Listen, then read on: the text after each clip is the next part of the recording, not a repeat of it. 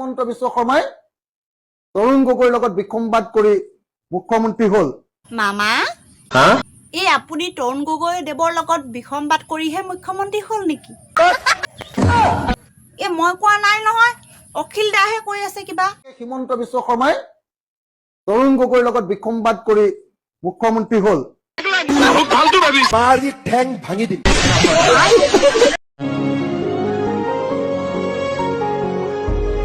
অ মামা, অসমত যদি অনা অসমীয়া আহে তেনেহলে আপুনি কি কৰিব? लात मार मार के भगाऊंगा। অ ভাল কথা, কিন্তু আমাৰ অসমত হিন্দী ভাষী মানুহটো বহুত আছে। হিন্দী ভাষীৰ লগত যুঁজি আমি পাৰিম নি? এই হিন্দী ভাষীতকৈ আপোনাৰ চাগে পাৱাৰটো কম ন মামা? ঠেং ভাঙি দিম। পিছে মামা, এই অসমলৈ মাৰোৱাৰী সমাজখননো কেতিয়া আহিছিল? বহুতে ভাবে যে অসমৰ মাৰোৱাৰী সমাজ যোৱা কেইটামান বছৰত অসমত আহি উপস্থিত হৈছে। 110 বছৰৰ এই চিকিৎসালয়খনে প্ৰমাণ কৰে যে আমাৰ অসমৰ মাৰোৱাৰী সমাজৰ অসমৰ মাটি আৰু পানীৰ লগত থকা এক দীঘলীয়া সম্পৰ্ক। 110 বছৰৰ এই হস্পিটালখনে এক জীৱন্ত সাক্ষী যে আমাৰ মাৰোৱাৰী সমাজখনৰ অসমৰ লগত কিমান দীঘলীয়া সম্পৰ্ক আছে। মই মনত পেলাওঁ, আজিৰ পৰা প্ৰায় 470 বছৰ পূৰ্বে কোচ ৰজা নৰনাৰায়ণৰ আমন্ত্ৰণত সেনাবাহিনীৰ চৰ্দাৰ বিজয় সিং অসমলৈ অহা প্ৰথমগৰাকী মাৰোৱাৰী ব্যক্তি আছিল। 1826 চনত ইয়াণ্ডাবু সন্ধিৰ সময়ত অসমত 4টা মাৰোৱাৰী ব্যৱসায়িক প্ৰতিষ্ঠান থকাৰ প্ৰমাণ ইতিহাসে যোগান ধৰে। 1800 শতিকাৰ সময়ছোৱাত গোৱালপাৰাত পোদ্দাৰ নামৰ এটা ব্যৱসায়িক প্ৰতিষ্ঠানৰ উল্লেখ পোৱা যায়। সেই সময়ছোৱাতে অসমলৈ আহি ইয়াত বসবাস কৰি এজন সফল ব্যৱসায়ী হিচাপে মূৰ দাঙি উঠা এটা নাম আছিল নৱৰংগৰাম আগৰৱাল। আগৰৱালা বংশৰ পৰৱৰ্তী প্ৰজন্মসমূহে পিছলৈ অসমীয়া ভাষা সাহিত্যৰ বিকাশত এক ডাঙৰ ভূমিকা পালন কৰিলে। তেওঁলোকৰ ভিতৰত আনন্দ চন্দ্ৰ আগৰৱাল, চন্দ্ৰ কুমাৰ আগৰৱাল, ৰূপকোঁৱৰ জ্যোতিপ্ৰসাদ আগৰৱালাৰ দৰে মহান ব্যক্তিসকল অন্তৰ্ভুক্ত হৈ আছে। সময়ৰ লগে লগে অসমলৈ মাৰোৱাৰী লোকসকলৰ আগমন বৃদ্ধি পালে। আজি মাৰোৱাৰী লোকসকল অসমৰ জনগাঁথনিৰ এক গুৰুত্বপূৰ্ণ অংগ হৈ পৰিছে। অসমলৈ আহি স্থায়ীভাৱে বসবাস কৰা মাৰোৱাৰী লোকসকলে আমাৰ ৰাজ্যৰ বৈচিত্ৰ্যময় সাংস্কৃতিক পৰম্পৰাক আৰু অধিক সমৃদ্ধ কৰিছে।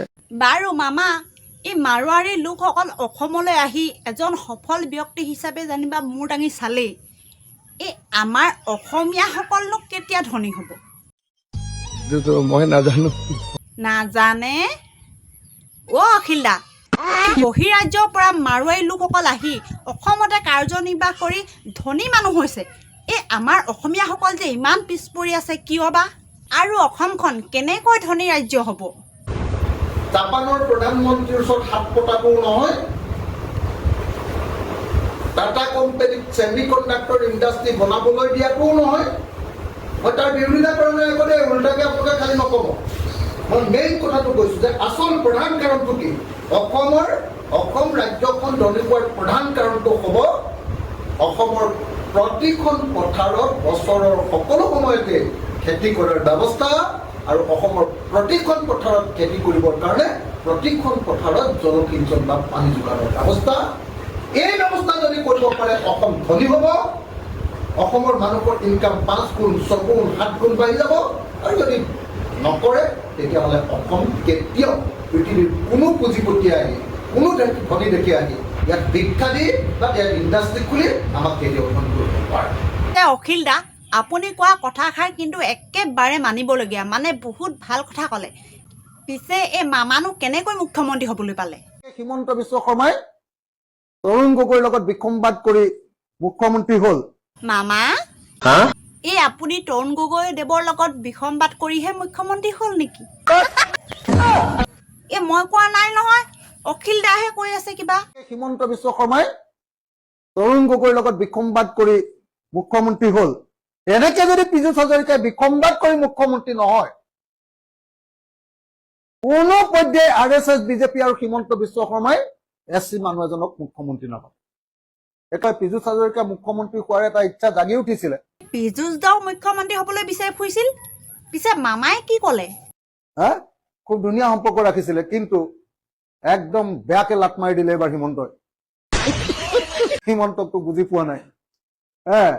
হিমন্ত বিশ্ব শৰ্মাই বোলে ক'ৰবাত কৈছে, কাৰোবাৰ আগত বোলে কৈছে যে পীযুষৰ বেছি ধন হৈছে। অসমত আটাইতকৈ বেছি ৰাজনীতি কৰি ধন কৰা মানুহটো কোন বাৰু? পীযুষ হাজৰিকা নে হিমন্ত বিশ্ব শৰ্মা বাৰু? কোন বা অখিল দা?